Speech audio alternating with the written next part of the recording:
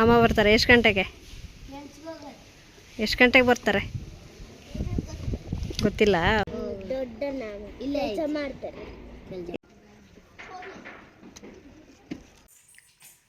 Hi all, welcome back to my channel. ಎಲ್ಲರೂ ಹೇಗಿದ್ದೀರಾ? ಚೆನ್ನಾಗಿದ್ದೀರಾ ಅಂತ ಅಂದ್ಕೊಂಡಿದ್ದೀನಿ. ನಾನು ಕೂಡ ಚೆನ್ನಾಗಿದ್ದೀನಿ. ಇವತ್ತು ಮಂಗಳವಾರ, ಟೈಮ್ ಇವಾಗ 10:30 ಆಗಿಬಿಡ್ತು. ಕೆಲಸ ಎಲ್ಲ ಮಾಡ್ತಾಯಿದ್ದೀನಿ. ನನ್ನ ಮಗಳು ಎದ್ದಿದ್ದಾಳೆ. ಇನ್ನು ನಮ್ಮನೆ ಅತಿಥಿಗಳು ಬಂದಿದ್ದಾವೆ. ಇಷ್ಟರೊಳಗಡೆ ಬರ್ತಾಯಿದ್ವು. ಇವತ್ತು ಯಾಕೋ ಲೇಟ್ ಆಯ್ತಪ್ಪ ಬಂದಿರೋದು, ಏನಕ್ಕೆ ಗೊತ್ತಿಲ್ಲ. ಇವಾಗ ಬಂದಿದ್ದಾವೆ. ಇವಾಗ ಬಂದು ಕಂಬಿ ಮೇಲೆಲ್ಲ ಕೂತು ಅಲ್ಲೆಲ್ಲ ಯಾರಾದರೂ ಕೊಟ್ಟಿರೋದೆಲ್ಲ ಹಣ್ಣು ಹಂಪಲು ಎಲ್ಲ ತಿಂದ್ಕೊಂಡು ಇನ್ನೊಂದು ಅವರ್ ಬಿಟ್ಟು ಹೋಗ್ತವೆ. ಹಾಗೆ ನಿನ್ನೆ ಒಂದು ಫ್ಲಿಪ್ಕಾರ್ಟಿಂದ ಡೆಲಿವರಿ ಬಂದಿತ್ತು. ಫ್ರಿಜ್ ಕವರು ಚೆನ್ನಾಗಿದೆ, ನೋಡೋದಕ್ಕೂ ಚೆನ್ನಾಗಿದೆ, ಕ್ವಾಲಿಟಿ ಕೂಡ ಚೆನ್ನಾಗಿದೆ. 260 ರುಪೀಸು. ಇದಕ್ಕೂ ಮೊದಲು ಒಂದು ಫ್ರಿಜ್ ಕವರು ಹಾಕಿದ್ದೆ. ಅದು ಸ್ವಲ್ಪ ಹಳೇದಾಗಿತ್ತು, ಹರಿದೋಗಿತ್ತು. ಅದಕ್ಕೆ 4-5 ವರ್ಷನೇ ಆಗಿತ್ತು. ಅದು ಕೂಡ ಚೆನ್ನಾಗಿತ್ತು. 5 ವರ್ಷ ಆಗಿರೋದ್ರಿಂದ ಅದಕ್ಕೆ ಹೀಗೆ ಬೇಕಾಗಿರೋದು, ಬೇಡದೇ ಇರೋದು, ಅರ್ಜೆಂಟಲ್ಲಿರೋದು ಎಲ್ಲ ಇದನ್ನ ಒಳಗಡೆ ಹಾಕಿಡ್ತೀವಲ್ಲ ಫ್ರಿಜ್ ಕವರಲ್ಲಿ, ಅದು ಸ್ವಲ್ಪ ವೇಟ್ಗೋ ಏನೋ ಗೊತ್ತಿಲ್ಲ, ಸ್ವಲ್ಪ ಹರಿದೋಗ್ತಾ ಇತ್ತು. ಅದಕ್ಕೆ ಚೆನ್ನಾಗಿ ಕಾಣಿಸ್ತಾ ಇರಲಿಲ್ಲ. ಅದಕ್ಕೆ ಬೇರೆದು ಆರ್ಡ್ರ್ ಮಾಡಿದ್ದೆ, ಬಂದಿತ್ತು. ಇವಾಗ ಅದರ ಮೊದಲು ಫ್ರಿಜ್ ಕವರಲ್ಲಿ ಏನೇನು ಹಾಕಿಟ್ಟಿದ್ದೆ ಅಲ್ಲ ಅದೆಲ್ಲ ಇತ್ತು. ಒಂದು ಬುಟ್ಟಿಲಿ ಹಾಕಿಟ್ಟಿದ್ದೆ, ಅದನ್ನೆಲ್ಲ ಇವಾಗ ಹಾಕ್ತಾಯಿದ್ದೀನಿ. ಫ್ರಿಜ್ ಕವರ್ ಇರೋದು ತುಂಬ ಹೆಲ್ಪ್ ಆಗುತ್ತೆ. ಅರ್ಜೆಂಟಿಗೆ ಏನಾದರೂ ಇಡಬೇಕು ಅಂತಂದರೆ ಡೈರೆಕ್ಟಾಗಿ ನಂಬ್ಕೊಂಡು ಹೋಗೋದೇ ಫ್ರಿಜ್ ಕವರಿಗೆ. ಅಲ್ಲೇ ಇಟ್ಟಿರ್ತೀವಿ ನಮ್ಮನೆಯಲ್ಲಂತೂ. ಬೇಗ ಏನಾದರೂ ಕಳೆದೋಗಿದೆ ಅಂತಂದ್ರೂ ಕೂಡ ನಾವು ಅದರಲ್ಲೇ ಹುಡ್ಕೋದು ಜಾಸ್ತಿ. ಏನಕ್ಕೆ ಅಂದರೆ ಅದರಲ್ಲೇ ಇಟ್ಟಿರ್ಬೋದಾ ಅಂತ. ಇವಾಗಿನ್ನು ಊರ ಭಾಷೆಯಲ್ಲಿ ಹೇಳಬೇಕು ಅಂತಂದರೆ ಫ್ರಿಜ್ ಕವರಲ್ಲಿ ಅಪ್ಪ ಅವ್ವ ಒಂದಿರಲ್ಲ ಅಂತ ಹೇಳ್ತಾರೆ ನಮ್ಮ ಕಡೆಗೆ. ಎಲ್ಲ ಥಿಂಗ್ಸ್ನು ಅಲ್ಲೇ ಇಟ್ಟಿದ್ದಿದ್ರೆ ಅಪ್ಪ ಅವ್ವ ಒಂದಿರಲ್ಲ, ಮತ್ತೆಲ್ಲ ಇರುತ್ತೆ ಅಂತ ಹೇಳ್ತಾರಲ್ಲ, ಆಡು ಭಾಷೆ. ಕಾಫಿ ಕಪ್ಪೆಲ್ಲ ಇತ್ತಲ್ಲ, ಆ ಕಾಫಿ ಮಗ್ಗೆಲ್ಲ ಜೋಡಿಸಿಡ್ತಾ ಇದ್ದೀನಿ. ನಾನು ಈ ಥರ ಜೋಡಿಸಿಟ್ಟಂಗೂ ನಮ್ಮ ಶ್ರೇಯು ಮೇಲೆ ಹತ್ತಿ ಅದನ್ನ ತೆಗೆಯೋದು ಇದನ್ನ ತೆಗೆಯೋದು ಮಾಡ್ತಾ ಇರ್ತಾನೆ. ಮಕ್ಕಳಿರೋ ಮನೆಯಲ್ಲಿ ಹಾಗೆ ಅಲ್ವಾ, ಇಟ್ಟಿರೋ ವಸ್ತು ಇದ್ದ ಕಡೆಗೆ ಜಾಗದಲ್ಲಿ ಒಂದೇ ಜಾಗದಲ್ಲಿ ಇರಲ್ಲ.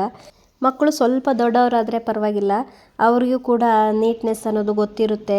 ಅದೇ ಜಾಗದಲ್ಲಿ ಅಲ್ಲೇ ತಗೊಂಡೋಗಿಡಬೇಕು ಅನ್ನೋದೆಲ್ಲ ಗೊತ್ತಾಗುತ್ತೆ. ಹಾಗೆ ಇವಾಗ ಚಿಕ್ಕ ಮಕ್ಕಳು ಇರೋದಕ್ಕಾಗಿ ನಮಗೂ ಕೂಡ ಒಂದೊಂದು ಟೈಮಲ್ಲಿ ಆ ಟೈಮ್ಗೆ ಅದೇ ಜಾಗದಲ್ಲಿ ಅದೇ ವಸ್ತುವನ್ನು ಇಡೋದಕ್ಕೆ ನಮಗೂ ಕೂಡ ಕಷ್ಟ ಆಗುತ್ತೆ.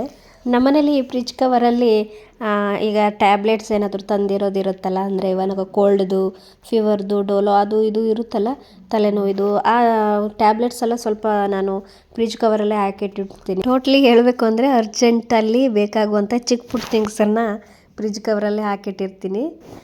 ನನ್ನ ಮಗಳು ಸ್ವಲ್ಪ ಜಾಸ್ತಿ ಹೊತ್ತು ಮಲಗೋದಕ್ಕೋಸ್ಕರ ನಾನು ಬೆಳಿಗ್ಗೆನೇ ಸ್ನಾನ ಎಲ್ಲ ಮುಗಿಸಿ ಕೆಲಸ ಎಲ್ಲ ಮುಗಿಸಿರ್ತೀನಿ. ಆಮೇಲೆ ಅವಳಿಗೆ ಸುಮಾರು 12 ಗಂಟೆ 1 ಗಂಟೆ ಅಷ್ಟೊತ್ತಿಗೆ ಸ್ನಾನ ಮಾಡಿಸಿ ರೆಡಿ ಮಾಡ್ತೀನಿ. ಇನ್ನು ನನ್ನ ಮಗನ ಕರ್ಕೊಂಡು ಹೋಗೋಣ ಅಂತ ಬಂದೆ. ಇಲ್ಲಿ ಈಗ ವಲಸೆ ಬಂದಿರ್ತಾರಲ್ಲ, ಈಗ ಕೆಲಸ ಎಲ್ಲ ಇದ್ದರೆ ಹೊರಗಡೆಯಿಂದ ಬಂದಿರ್ತಾರಲ್ಲ, ಅವರು ಈ ಥರ ಟೆಂಟ್ ಹಾಕ್ಕೊಂಡು ಉಳಿದಿದ್ದಾರೆ. 4-5 ಇದೆ. ಸುಮಾರು ಒಂದು 30 ಜನನೇ ಇದ್ದಾರೆ. ನಮ್ಮನೆ ಹತ್ರ ಇಲ್ಲಿ ಖಾಲಿ ಜಾಗ ಇರೋದಕ್ಕಾಗಿ ಇಲ್ಲಿ ಚೆನ್ನಾಗಿದೆ, ಇಲ್ಲೇ ಬಂದು ಉಳ್ಕೋತೀವಿ ಅಂತ ಹೇಳಿದ್ರಂತೆ. ಇದ್ದಾರೆ. ಎಲ್ಲ ಅಡುಗೆ, ಊಟ, ತಿಂಡಿ, ಸ್ನಾನ ಎಲ್ಲನೂ ಇಲ್ಲೇ ಅವ್ರದ್ದು. ದೊಡ್ಡವರಾದರೆ ಪರವಾಗಿಲ್ಲ, ಈ ಚಳಿಲಂತೂ ನಮ್ಗೆ ಹೊರಗಡೆ ಬರೋದಕ್ಕೆ ಅಷ್ಟು ಚಳಿ ಅನ್ನಿಸ್ತಾ ಇರುತ್ತೆ. ಅದರಂಥದ್ರಲ್ಲಿ ಚಿಕ್ಕ ಮಕ್ಕಳನ್ನೆಲ್ಲ ಇಟ್ಕೊಂಡು ಇದ್ದಾರೆ ಪಾಪ. ಹಾಗೆ ಸಂಜೆ ಟೈಮಲ್ಲಿ ಬೆಂಕಿ ಹಾಕ್ಕೊಳ್ತಾರೆ. ಇಲ್ಲಿ ಬೆಂಕಿ ಹಾಕ್ಕೊಂಡು ಬೆಂಕಿ ಕಾಯಿಸ್ತಾ ಇರ್ತಾರೆ.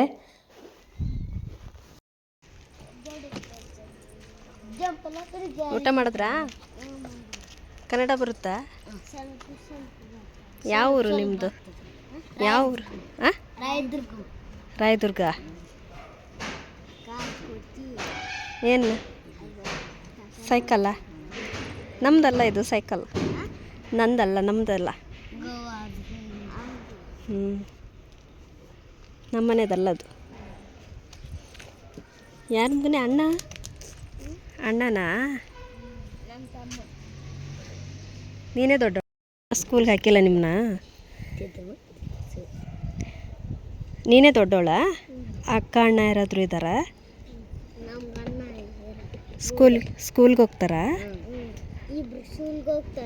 ಹಾಂ, ಇಲ್ಲೇ ಕೆಲಸ ಮಾಡ್ತಾರಾ?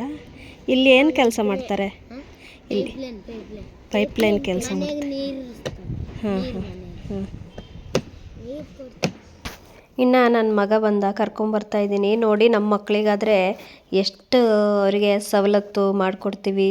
ಸ್ಕೂಲ್ ಬಿಟ್ಟು ಬ್ಯಾಗ್ ನಾವೇ ಹಿಡ್ಕೊಂಬರೋದು, ಊಟ ನಾವೇ ತಿನ್ನಿಸೋದು, ನಾವೇ ಎಲ್ಲ ಮಾಡ್ತಾಯಿರ್ತೀವಿ.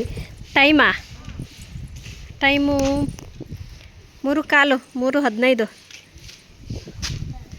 ಯಾಕೆ ಅಮ್ಮ ಬರ್ತಾರೆ? ಎಷ್ಟು ಗಂಟೆಗೆ ಬರ್ತಾರೆ ಗೊತ್ತಿಲ್ಲ.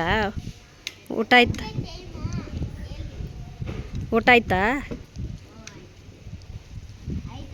ಹಾಂ. ನೋಡಿ ಈ ಮಕ್ಕಳು ಎಷ್ಟು ಬುದ್ಧಿವಂತರಾಗಿರ್ತಾರೆ ಅಂದರೆ, ಬೆಳಿಗ್ಗೆ ಅವ್ರ ಅಪ್ಪ ಅಮ್ಮ ಬಿಟ್ಬಿಟ್ಟು ಹೋಗ್ಬಿಡ್ತಾರೆ, 7:15 ಹೋಗ್ಬಿಡ್ತಾರೆ.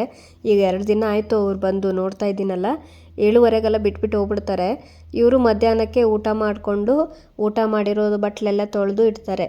ಅದ್ರ ಜೊತೆಗೆ ಅವ್ರು ಎಲ್ಲೂ ಹೋಗಲ್ಲ. ಇಲ್ಲಿ ಸ್ವಲ್ಪ ಚಿಕ್ಕ ಮಕ್ಕಳು ಹಳೇದು ಆಟ ಸಾಮಾನುಗಳೆಲ್ಲ ಇದ್ದಾವೆ, ಇಟ್ಟಿದ್ದಾರೆ. ಅದ್ರ ಜೊತೆಗೆ ಆಟ ಆಡಿಕೊಂಡು ಇಲ್ಲೇ ಇರ್ತಾರೆ, ಎಲ್ಲೂ ಕೂಡ ಹೋಗಲ್ಲ. ಅಮ್ಮ ಬರ್ತಾರೆ ಅಂತೇಳಿ ಕಾಯ್ತಾ ಕೂತಿದ್ದಾರೆ, ಟೈಮ್ ಕೇಳ್ತಾ ಕೂತಿದ್ದಾರೆ. ಎಷ್ಟು ಗಂಟೆಗೆ ಬರ್ತಾರೆ ಕೇಳಿದ್ರೆ ಗೊತ್ತಿಲ್ಲ ಪಾಪ, ಕಾಯ್ತಾ ಇದ್ದಾರೆ. ನನಗೆ ಅಮ್ಮ ಬರ್ತಾ ಇದ್ದಾರೆ ಅಂತೇಳಿ ಕಾಯ್ತಾ ಇದ್ದೀವಿ ಅಂತ ಹೇಳಿದ್ರಲ್ಲ, ಭಾಳ ಬೇಜಾರಾಯಿತು ಪಾಪ. ಇದನ್ನು ನೋಡಿದ್ರೆ ನಮ್ಮ ಮಕ್ಕಳೇ ಎಷ್ಟೋ ಪುಣ್ಯ ಮಾಡಿದ್ದಾರೆ ಅನಿಸುತ್ತೆ. ಹಾಗೆ ಈ ವ್ಲಾಗ್ ಇಷ್ಟವಾಗಿದ್ದರೆ ದಯವಿಟ್ಟು ಲೈಕ್ ಮಾಡಿ, ಶೇರ್ ಮಾಡಿ, ಕಮೆಂಟ್ ಮಾಡಿ ಫ್ರೆಂಡ್ಸ್. ಮತ್ತೆ ಸಿಗೋಣ, ಬಾಯ್.